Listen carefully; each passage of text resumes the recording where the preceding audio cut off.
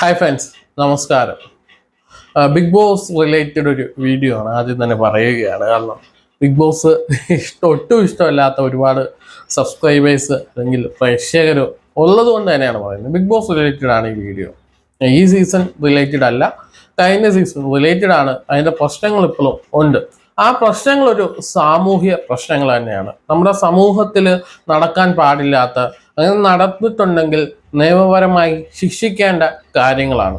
അതിൽ രണ്ടുപേരെയും വളരെ വ്യക്തമായിട്ട് അറിയാം എന്നറിയാം. എന്നെ അറിയാവുന്നല്ല, പക്ഷേ എനിക്ക് അവരെ കൃത്യമായിട്ട് അറിയാം. അവരെ കുറേ ആയിട്ട് ഞാൻ ഇങ്ങനെ നിരീക്ഷിച്ചുകൊണ്ടിരിക്കുന്നതാണ്. ഒന്ന് ശോഭാ വിശ്വനാഥും മറ്റൊന്ന് അഖിൽ മാരാറുമാണ്. അഖിൽ കോട്ടാത്തല, പിന്നീട് അദ്ദേഹം അഖിൽ മാരാർ എന്ന പേര് സ്വീകരിച്ചു. ഒന്ന് ശോഭാ വിശ്വനാഥ്, തിരുവനന്തപുരത്തെ ഒരു വ്യവസായ പ്രമുഖയാണ്. ഒരു ബിഗ് ബോസിൽ വന്നു. ബിഗ് ബോസിലെ 3rd റണ്ണറപ്പായി. അഖിൽ മാരാർ ബിഗ് ബോസ് സീസണിൽ വിജയിച്ചു. കഴിഞ്ഞ സീസണിൽ വിജയിച്ചു ശേഷം ഇവര് പരസ്പരം അവരെയുള്ള കാര്യം നോക്കി പോയതിനു ശേഷം ഈ സീസൺ തുടങ്ങുന്നതിന് മുമ്പ് ഞങ്ങളുടെ സീസണാണ് മികച്ചതെന്ന് പറഞ്ഞ് അഖിൽ മാരാർ വരുന്നു. അതിന് മുമ്പത്തെ സീസണിൽ ഒരാൾ ഫിറോസ് ഖാൻ വന്നിട്ട് ഞങ്ങളുടെ സീസണാണ് മികച്ചതെന്ന് പറയുന്നു. അങ്ങനെ സോഷ്യൽ മീഡിയ അറ്റൻഷൻ കിട്ടാൻ വേണ്ടി രണ്ടുപേരും അങ്ങോട്ടും ഇങ്ങോട്ടും ബഹളം വെച്ചുകൊണ്ടിരിക്കുന്നു. അത് കഴിഞ്ഞതിന് ശേഷം പെട്ടെന്ന് ഒരു സുപ്രഭാതത്തിൽ ഈ സീസണിൽ സിബിൻ എന്ന് പറയുന്ന ഒരു മത്സരാർത്ഥിയെ പുറത്താക്കിയതിന് ശേഷം അഖിൽ മാരാർ ഒരു വീഡിയോ ആയിട്ട് വന്നിട്ട് പറയുകയാണ്, ബിഗ് ബോസിനകത്ത് ചില കാസ്റ്റിംഗ് കൗച്ച് പോലെ ചില കാര്യങ്ങൾ നടക്കുന്നുണ്ട്. പച്ചയ്ക്ക് പറഞ്ഞാൽ ചില സ്ത്രീകളെ ചില ആളുകൾ ഉപയോഗിക്കുന്നുണ്ട് എന്ന രീതിയിൽ അഖിൽ മാരാർ പറയുന്നു. ആ ഒരൊറ്റ സ്റ്റേറ്റ്മെന്റോടുകൂടി ബിഗ് ബോസ് സീസൺ 1 മുതൽ ഇപ്പൊ 6ാമത്തെ സീസൺ വരെ ഉള്ള സകല പെൺകുട്ടികളും സംശയത്തിന്റെ മുനയിലാവുന്നു. എല്ലാവരും സംശയത്തിന്റെ മുനയിലാവുന്നു. അഖിൽ മാരാറിന്റെ കയ്യിൽ തെളിവുകൾ ഉണ്ട് എന്ന് അഖിൽ മാരാർ പറയുന്നു.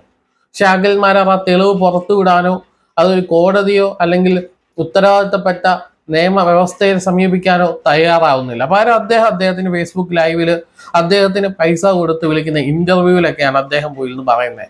അദ്ദേഹത്തെ ഇന്റർവ്യൂവിന് വിളിക്കുമ്പോൾ അദ്ദേഹം ലക്ഷങ്ങളാണ് പ്രതിഫലമായിട്ട് ചോദിക്കുന്നത്. നമുക്കറിയാം, ഈ സെലിബ്രിറ്റീസിനെ, പ്രശസ്തരായവരൊക്കെ ഇന്റർവ്യൂസിന് പല ഓൺലൈൻ മാധ്യമങ്ങളും വിളിക്കും. അപ്പോൾ അവരുമായിട്ടൊരു പേയ്മെന്റ് ഉണ്ടാവും. ഈ പേയ്മെന്റ് തന്നാലേ ഞാൻ വരുത്തുള്ളൂ എന്ന് പറയുമ്പോൾ അവർ പേയ്മെന്റ് കൊടുക്കും. അല്ല, അവർക്ക് ലക്ഷങ്ങൾ ഈ ഇന്റർവ്യൂ കിട്ടും. അതിൽ നിന്നൊരു പങ്ക് വന്നിരിക്കുന്നവർക്ക് കൊടുക്കണമല്ലോ, സ്വാഭാവികമായിട്ടും. അങ്ങനെ പ്രതിഫലം കിട്ടിയാൽ മാത്രമേ ഞാൻ പറ്റുള്ളൂ. ലക്ഷങ്ങളാ പ്രതിഫലം ചോദിക്കുന്നതാണ് പല ആളുകളും പറയുന്നത്. അങ്ങനെ ലക്ഷങ്ങൾ പ്രതിഫലം ചോദിച്ചു മാത്രം ഇന്റർവ്യൂ അറ്റൻഡ് ചെയ്ത് ഈ വിവരങ്ങൾ പറഞ്ഞുകൊണ്ടിരിക്കുന്ന അഖിൽ മാരാർ ഈ വിവരങ്ങൾ എവിടുന്നോ ലഭിച്ചിട്ടുണ്ട്. സ്ത്രീകളെ ഉൾപ്പെടെ ഉപയോഗിച്ചുകൊണ്ട് അതിൽ നിർത്തുന്നു എന്ന രീതിയിലുള്ള വിവരങ്ങൾ കിട്ടിയിട്ടുണ്ട്. അത് നിയമവ്യവസ്ഥയ്ക്കെതിരാണ്. നിയമപരമായിട്ട് അഖിൽ മാരാർ ഒളിപ്പിച്ചു വെക്കുന്നത് തെറ്റാണ്. അത് കൃത്യമായിട്ട് പോലീസിനെ കോടതിയിൽ ഏൽപ്പിക്കുന്നതിന് പകരം അത് വിറ്റ് കാശ് ഉണ്ടാക്കുകയാണ് അഖിൽ മാരാർ എന്ന് പറയുന്ന ആള്. അഖിൽ മാരാർ എന്ന് പറഞ്ഞ പേര് തന്നെ ഒരു വട്ടം മീഡിയ വന്ന് ചർച്ചയ്ക്കെടുത്തു. മാരാർ എന്ന് പറയുന്ന ഒരു സവർണ നാമമാണ്, അല്ലെങ്കിൽ ഒരു സവർണ ജാതി പേരാണ് മാരാർ എന്ന് പറയുന്നത്. അത് സ്വീകരിച്ചുകൊണ്ട് താങ്കൾ ഒരു സവർണനാണെന്ന് തെറ്റിദ്ധരിപ്പിക്കുന്ന രീതിയിൽ ഒരു പുരുഷ മേധാവിത്വ മനസ്സുള്ള ചിന്താഗതിക്കാരൻ തന്നെയാണ് അഖിൽ മാരാർ. അഖിൽ മാരാറിനെ വിമർശിച്ചതിന് അഖിൽ മാരാർ മേക്കപ്പ് ആർട്ടിസ്റ്റുകളെ അപമാനിച്ചുകൊണ്ട്, വിയർപ്പ് തുടയ്ക്കുന്നവർ എന്ന് പറഞ്ഞ് അപമാനിച്ചുകൊണ്ട് പോസ്റ്റ് ഇടുന്നു. അദ്ദേഹം സ്ത്രീകളെ അപമാനിച്ച് പോസ്റ്റ് ഇടാറുണ്ട്. അദ്ദേഹം ട്രാൻസ്ജെൻഡേഴ്സിനെ അപമാനിച്ച് പോസ്റ്റ് ഇടാറുണ്ട്. അങ്ങനെ നമ്മുടെ സമൂഹത്തിൽ പൊളിറ്റിക്കലി ഇൻകറക്റ്റ് ആയിട്ട് നിൽക്കുന്ന എല്ലാ കാര്യത്തെയും അദ്ദേഹം ഈ ഇൻകറക്റ്റ് ആയി തന്നെ, അല്ലെങ്കിൽ പൊളിറ്റിക്കലി ഇൻകറക്റ്റ് ആയി മാത്രം സംസാരിക്കുന്ന ഒരു വ്യക്തിയാണ് അഖിൽ മാരാർ എന്നുള്ളതാണ് സത്യം. അദ്ദേഹം വന്നിരിക്കുമ്പോൾ ഇത്തരം കാര്യങ്ങൾ പറയുമ്പോൾ ഇതിനെ ആളുകൾക്ക് ഇത്തരം കേൾക്കുമ്പോൾ നമ്മളുടെ സമൂഹത്തിൽ സവർണ മനോഭാവമുള്ള, അല്ലെങ്കിൽ അഖിൽ മാരാറിന്റെ മനോഭാവമുള്ള ആളുകൾ വളരെ കൂടുതലാണ്. അത്തരം ആളുകൾ സംഘടിച്ച് സീസൺ 1 മുതൽ സീസൺ 6 വരെയുള്ള സകല പെണ്ണുങ്ങൾക്കുമെതിരെ സൈബർ അറ്റാക്കിംഗ് തുടങ്ങിയാണ്. ഈ അഖിൽ മാരാറിന് കുറെ ഫാൻസ് എന്ന് പറയുന്ന കുറെ കടന്നൽ കൂട്ടങ്ങളുണ്ട്. അവര് വെറ്റുകളി കൂട്ടങ്ങൾ എന്നൊക്കെ പറയാം. അവര് കടന്നാക്രമിക്കുകയാണ്, സ്ത്രീകളെ കണ്ടമാനം ആക്രമിക്കുകയാണ്. എല്ലാ സ്ത്രീകളും കൂട്ടി പറയുകയാണ് സ്ത്രീകളൊക്കെ അത്തരം ആളുകളാണെന്ന് പറയുകയാണ്. അത്തരം പ്രചരണം വന്ന് ഏറ്റവും കൂടുതൽ സൈബർ അറ്റാക്ക് നേരിട്ടത് ശോഭാ വിശ്വനാഥാണ്. സ്വാഭാവികമായിട്ടും ആ സൈബർ അറ്റാക്കിനെതിരെ ശോഭാ വിശ്വനാഥ് സൈബർ കുറ്റകൃത്യത്തിനെതിരെ സൈബർ നിയമം വെച്ചിട്ട് ഒരു പരാതി കൊടുക്കുന്നു.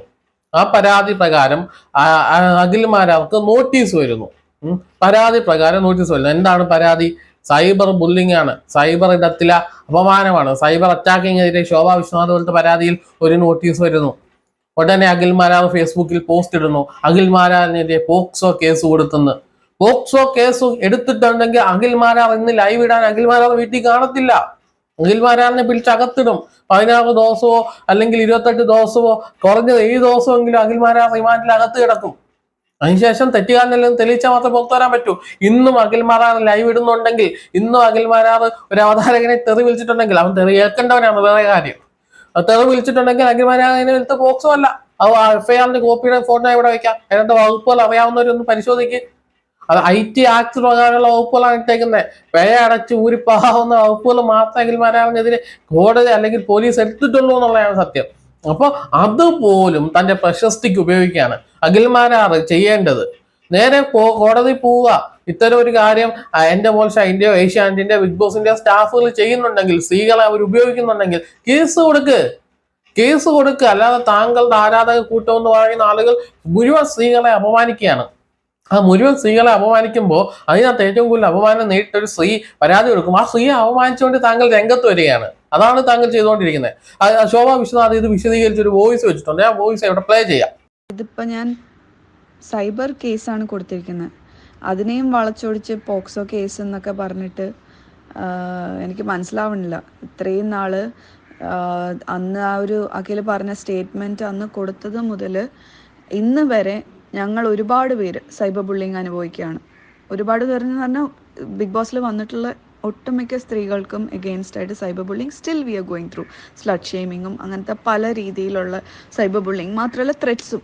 അപ്പോൾ അത് എനിക്ക് സഹിക്കാൻ വയ്യാതെയാണ് ഞാൻ കേസ്. പലരും സോഷ്യൽ മീഡിയയിൽ അത് റിയാക്ട് ചെയ്തു, വീഡിയോസ് ഇട്ടു. ഞാൻ അങ്ങനത്തെ വീഡിയോസ് ഒന്നും ഇടാൻ പോയില്ല. പകരം ഞാനത് സൈബറിൽ ഞാൻ കൊടുത്തു കേസായിട്ട്. അതായത് DCPക്ക് ഇത് കൊടുത്തു, കേസ് കൊടുത്തു. അതിനുശേഷം അവിടെ നിന്ന് അത് സൈബറിലേക്ക് FIR ഇട്ട് തന്നെ കേസായിട്ട് തന്നെ പോയി. അത് മാത്രമല്ല, കുറച്ച് യൂട്യൂബേഴ്സും എന്നെപ്പറ്റി വളരെ മോശമായിട്ട് സംസാരിച്ചവർക്ക് എഗെയിൻസ്റ്റ് ഞാൻ പ്രതികരിച്ചു. അതാണ് എൻ്റെ രീതിയിലുള്ള പ്രതികരണം എന്ന് പറയുന്നത്. അല്ലാതെ അയാളുടെ കുട്ടികളെ അടിച്ചു എന്ന് പറഞ്ഞിട്ടുള്ള കേസ് ഞാൻ ബിഗ് ബോസിനകത്തായിരുന്നു ആ സമയം. അപ്പോൾ എനിക്കറിയില്ല ഇത് എങ്ങനത്തെ രീതിയിൽ അത് വളച്ചൊടിക്കാൻ വേണ്ടിയിട്ടും കേസിൻ്റെ ഇത് വഴിതിരിക്കാൻ വേണ്ടിയിട്ട് അയാൾ പറയുന്ന ഓരോ കാര്യങ്ങളായിരിക്കാം. പിന്നെ അതുപോലെ എനിക്ക് ത്രെറ്റ് മെസ്സേജ് വന്നതിലെ പല കാര്യമാണ് അതിനകത്ത് എടുത്തിട്ടിരിക്കുന്നത്. അപ്പോൾ അത് ഞാൻ പേടിച്ചിരിക്കണം. എനിക്ക് മറയ്ക്കാനും തിരിക്കാനും ഉണ്ടായിരുന്നെങ്കിൽ ഞാൻ കേസിനും പോയില്ല. ഞാൻ പോയിരുന്ന ലൈവ് ഇൻ്റർവ്യൂവും കൊടുക്കില്ല, എക്സ്ക്ലൂസീവ് ഇൻ്റർവ്യൂവും കൊടുക്കില്ല. എൻ്റെ സൈഡ് എൻ്റെ മാത്രമല്ല, എൻ്റെ സൈഡിൽ നിന്നുള്ള എല്ലാ കണ്ടസ്റ്റൻസിനും വേണ്ടിയിട്ടാണ് ഞാൻ അന്ന് ശബ്ദിച്ചത്.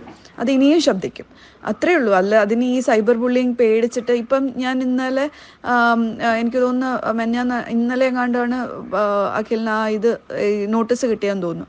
ആ നോട്ടീസ് കിട്ടിയപ്പോൾ തന്നെ അത് ബിഗ് ബോസിൻ്റെ ഞങ്ങളുടെ ഗ്രൂപ്പിനകത്ത് ഇടുകയും അതിനകത്ത് വോയിസ് മെസ്സേജ് ഇട്ട് എന്നെ ഡിഫെയിം ചെയ്യുകയും അതിനുശേഷം അത് സോഷ്യൽ മീഡിയയിൽ ഇട്ടതിന് ശേഷം അതിനെയും കാട്ടി എനിക്ക് ഭീകര രീതിയിലുള്ള സൈബർ ബുള്ളിങ്, എൻ്റെ അച്ഛൻ മരിച്ചുപോയി ഞാൻ കാരണം എന്നുള്ള രീതിയിൽ വരെ എൻ്റെ അച്ഛൻ ജീവിച്ചിരിക്കുമ്പോൾ ഇങ്ങനത്തെ സൈബർ ബുള്ളിങ് വരെ ഭീകരമായിട്ടാണ് വന്നുകൊണ്ടിരിക്കുന്നത്. അപ്പം അതൊന്നും എനിക്ക് വിഷയമല്ല. ഞാനത് ഫൈറ്റ് ചെയ്യാൻ വേണ്ടിയിട്ട്, ഇതെല്ലാം എനിക്ക് അറിഞ്ഞുകൊണ്ട് തന്നെയാണ് ഞാൻ ഫൈറ്റ് ചെയ്യാനായിട്ട് നിൽക്കുന്നത്, എനിക്ക് വേണ്ടിയിട്ടും എൻ്റെ കൂടെയുള്ളവർക്ക് വേണ്ടിയിട്ടും. അപ്പോൾ അത് ഇനിയും ഞാൻ മുമ്പോട്ട് പോകും. കേസ് സ്ട്രോങ് ആയിട്ട് തന്നെ ഞാൻ പോകും. അതല്ലാതെ ഇയാൾ എത്ര വളച്ചൊടിച്ചാലും എനിക്കതൊരു വിഷയമല്ല. അങ്ങനെ ഒരു പോക്സോ കേസ് കൊടുക്കണമെങ്കിൽ ഞാൻ എൻ്റെ പേരിൽ തന്നെ കൊടുക്കും. മനസ്സിലായില്ല? അങ്ങനെ ഞാൻ കുട്ടികൾക്ക് വേണ്ടിയിട്ട് ഒരുപാട് ഞാൻ ആക്റ്റീവായിട്ട് വർക്ക് ചെയ്യുന്ന ഒരാളാണ്. അപ്പോൾ അതിന് വേണ്ടിയിട്ട് വേറെ മറയും ഇപ്പം ഞാൻ കൊടുത്തതുപോലെ തന്നെ ഒരു കേസ് കൊടുത്തത്, പക്ഷെ ഞാൻ കൊടുത്തിട്ടില്ല. അപ്പോൾ അത് വളച്ചൊടിച്ച് അയാൾ വേറെ രീതിയിൽ അങ്ങനെ ഒരു ആംഗിളിലേക്കാണ് ഇപ്പോൾ കൊണ്ടുപോയിക്കൊണ്ടിരിക്കുന്നത്. ഞാൻ ആ കേസ് കൊടുത്തു എന്ന് പറഞ്ഞിട്ടല്ല, ഞാൻ സൈബർ കേസാണ് കൊടുത്തിരിക്കുന്നത്. അത് സ്ട്രോങ് ആയിട്ടുള്ള ഒരു കേസ് തന്നെയാണ് കൊടുത്തിരിക്കുന്നത്. അത് മുമ്പോട്ട് പോവുക തന്നെ ചെയ്യും. It took 13 years for me to reach where I am today. അതിലും ഞാൻ ബിഗ് ബോസിൽ പോയി എത്ര പ്രൗഡ് ഒരു ഡോക്ടറായിട്ടാണ് ഞാൻ പുറത്തിറങ്ങിയെന്നറിയോ. ലൈക്ക് ഓരോ ദിവസവും എനിക്ക് ചലഞ്ചിങ് ആണ്. ഓരോ ദിവസവും ചലഞ്ചിങ് തന്നെയായിരുന്നു. ഓരോന്ന് കഴിയുമ്പോൾ അടുത്തത് ഒത്തിരി ഫൈറ്റ് ചെയ്തിട്ടാണ് ഞാൻ ഇതുവരെ എത്തിയത്. അപ്പോൾ ഇതിൽ പോയിട്ട് അപ്പോഴേ എൻ്റെ ബ്രദർ പറഞ്ഞു പോകരുത്, ഇത് മറ്റവരൊക്കെ കേസ് ഹരീഷും ഇവരെല്ലാം അത് യൂസ് ചെയ്യും, ശിവനാണെങ്കിൽ അത് യൂസ് ചെയ്യും, അത് ഭയങ്കര സൈബർ ബുള്ളിങ് ഉണ്ടാവും. അതുകൊണ്ടാണ് കഴിഞ്ഞതിൻ്റെ മുമ്പിലത്തെ വർഷം എന്നെ സമ്മതിക്കാത്തത്. എന്നിട്ട് ഞാൻ തെളിയിക്കും എന്ന് പറഞ്ഞിട്ടില്ല, ഞാൻ വിജയിച്ച് കാണിക്കും എന്ന് പറഞ്ഞിട്ടാണ് ഞാൻ പോയത്. അതുപോലെ തന്നെ ഞാൻ എൻ്റെ അച്ഛനും അമ്മയും എൻ്റെ ബ്രദറിനെ എൻ്റെ ഫാമിലിനെ എൻ്റെ എല്ലാവരെയും ഞാൻ പ്രൗഡാക്കിയിട്ടാണ് ഞാൻ പുറത്തിറങ്ങിയത്. അങ്ങനെ ഇരിക്കുമ്പോഴത്തേക്ക് ഇവന് ഇങ്ങനെ ഇതുപോലെ എന്തെങ്കിലും അങ്ങനത്തെ പ്രശ്നങ്ങളുണ്ടെങ്കിൽ അത് പുറത്ത് കൊണ്ടുവരണം. അത് കേസ് കൊടുക്ക്, അല്ലെങ്കിൽ കേസിൻ്റെ വഴിക്ക് പോട്ടെ. അതല്ലാതെ കുറേ ഫെയിമിന് വേണ്ടിയിട്ട് ഞങ്ങളെല്ലാവരെയും ഇങ്ങനെ നമ്മൾ ഇത്രയും കഷ്ടപ്പെട്ടുണ്ടാക്കിയെടുത്തൊരു പേര്, ഒരു അഭിമാനം. ഞാൻ പറഞ്ഞില്ല, എനിക്ക് money doesn't matter for me at all. എങ്കിൽ ഞാൻ എവിടെ എത്തിയേനെ. എനിക്ക് ഫോർ മീ ആ ഒരു പേര്, ഞാൻ നിൽക്കുന്ന ഇനിഷ്യേറ്റീവ്സ്, ഞാൻ വിശ്വസിക്കുന്ന കുറേ കാര്യങ്ങൾ, എൻ്റെ ഡിഗ്നിറ്റി, എൻ്റെ self respect, integrity, that is most important for me. അതെല്ലാം തകർക്കുന്ന രീതിയിലാണ് ഇപ്പം ഇയാൾ കാണിച്ചത്, ഞങ്ങളുടെ എല്ലാവരുടെയും. അപ്പോൾ ആ വോയിസിൽ ശോഭ വിശ്വനാഥ് വളരെ വൈകാരികമായി സംസാരിക്കുന്നു. അതിനെ പോലും കളിയാക്കുകയാണ് അഖിൽ മാരാർ ചെയ്യുന്നത്.